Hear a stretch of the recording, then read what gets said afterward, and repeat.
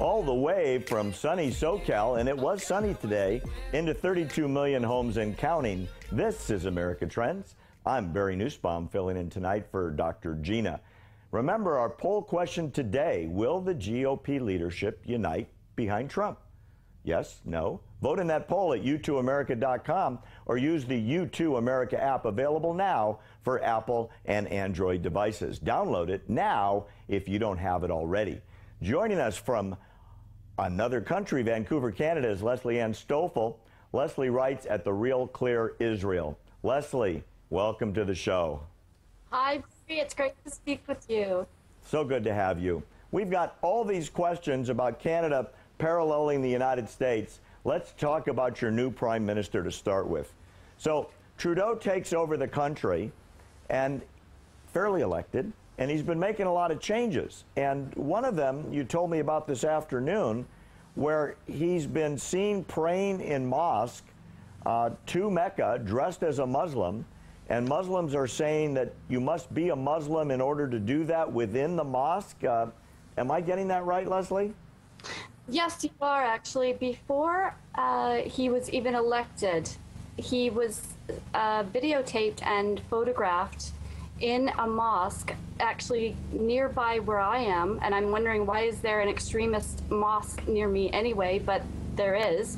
And he was visiting this mosque. He was dressed in Islamic garb, which, you know, the long gown and the hat, and he was, there are photographs, I've seen them, and video of him kneeling on the ground in the mosque with the other people praying. He was up on the podium giving some kind of a talk, and this Tariq Fatah, who is a Muslim himself, a Pakistani Muslim who is considered a moderate Muslim here in Canada, he was the one that broke this story and wrote about it and said that only somebody who is actually a Muslim can do this. So we don't know. I mean, is this just a politician wanting to get votes? We don't know. But well, has he converted? We don't know. He hasn't come out to say that. But as Tariq Fatah said, that somebody who you have to be a convert or a Muslim, you know, born a Muslim, to do everything he was doing. So, and he's very, very sympathetic to the Islamic cause in our country, just like many other Western leaders now. Maybe a related story, Leslie. Canada has now withdrawn its Air Force from the coalition that's been attacking ISIS. Why? Have they abandoned the fight? Well, they haven't necessarily abandoned the fight. This is another issue that has the same parallels to other Western leaders. Trudeau does not want to appear as though he's fighting Islam. So he's pulled out our planes, but a good thing is he's helping the Kurdish people. He's sending humanitarian aid. But he wants to be connected to the UN and this old school role Canada played in the past as a peacekeeping country. Now we're in war. Our leaders don't want to admit it, but we're in wartime, and this isn't a time for peacekeeping. And you can't speak and talk to genocidal maniacs who want to kill you. So this is what we're facing. He also does what Obama does. He calls them ISIL, you know, to get away from calling them the Islamic State. The whole thing, don't let it be known that the Islamic State is Islamic, and that whole thing. Well, interesting. That's what he does. Now, Canada's been excluded from the planning of attacks on ISIS. Does it have to do with this pullout? What's behind that? Well, we're thinking that it did. I keep track of our conservative media here. Ezra Levant's The Rebel Media, which is one of the only ones that tells the truth anymore. And so when we pulled out, there was a meeting with all the countries that are in the coalition to do this, and our country was left out of this meeting. And so our defense minister stood up and said, oh, well, it was done at the last minute and they couldn't fit us in or something. And that wasn't true. I mean, we knew it was because of our backward role now and perhaps they feel they can't trust us anymore. I don't know. Does it have anything to do with the comments that Trudeau made about the Boston bombers and sort of the excuse he made for the terrorism that was perpetrated during the marathon? It very well could, because you see, he has this mindset that, you know, just like Well, tell Marie us what he Clark- said. Tell us what he said on that, Pam. Well, he Sorry, said that Leslie. the Boston bombers did this because they felt excluded, and you know, we just needed to do more to help them. And how much more could they have been helped? They, you know, so that's his mindset. He doesn't see these as jihadists sticking to a ideology from the Quran.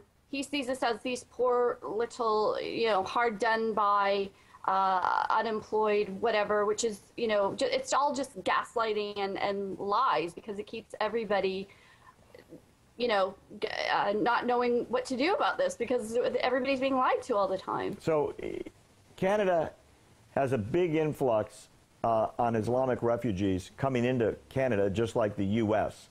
Is this part of Trudeau's change in policy? Are these people being vetted any more than the people here are being vetted? I hope for your sake they are.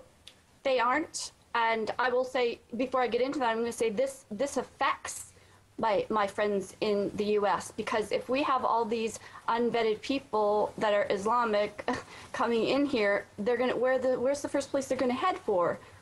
The U.S. border, Which right? is unprotected and unfenced and thousands of miles. Exactly. Now, So I understand. Yeah, not vetted, and he sped up the process from 18 months to 3 months for like 10,000 of them, and he was rushing them in, and we were all saying, what is the big rush? Because they were actually not in camps. We were told they were in camps, and they weren't. They were actually living in apartments in Jordan, Turkey, and Lebanon. So they were in safe places. So this had something else behind it. This is part of the hijra, the invasion into the West. So I talked to you earlier, and you told me there's a movement in Canada to make Canada friends with Iran, the world's leading sponsor of terrorism. Did I hear you correctly? Who's behind this, if indeed that's true? You did. I was just reading the article I had pulled up about that earlier, okay? We have a new appointed parliamentary secretary to our Minister of Foreign Affairs. He was, his name is Omar Al-Ghabra, and he was appointed by Trudeau. Now, Trudeau also believes this. They believe that engaging with Iran, just like other Western countries, or he calls them our allies, are doing now, is going to help human rights. Here's what it says. Omar Al-Ghabra, the Parliamentary Secretary, Minister of Foreign Affairs, defends the policy of Trudeau's government, which announced its plans to restore the diplomatic relations with Iran. And we had a debate in our parliament about this, and the Conservative government was asking, you know, they're the state sponsor of terror, they sponsor Hezbollah, they sponsor Hamas, and actually this Omar Al-Ghabra guy has been sympathetic to Hamas and Hezbollah in the past. Leslie, we're going to have to leave it there. Thanks so much for being with us. I wish we had more time to hear about it. Up next, more America Trends, a lot of good stuff coming up. Please stick around, be with us.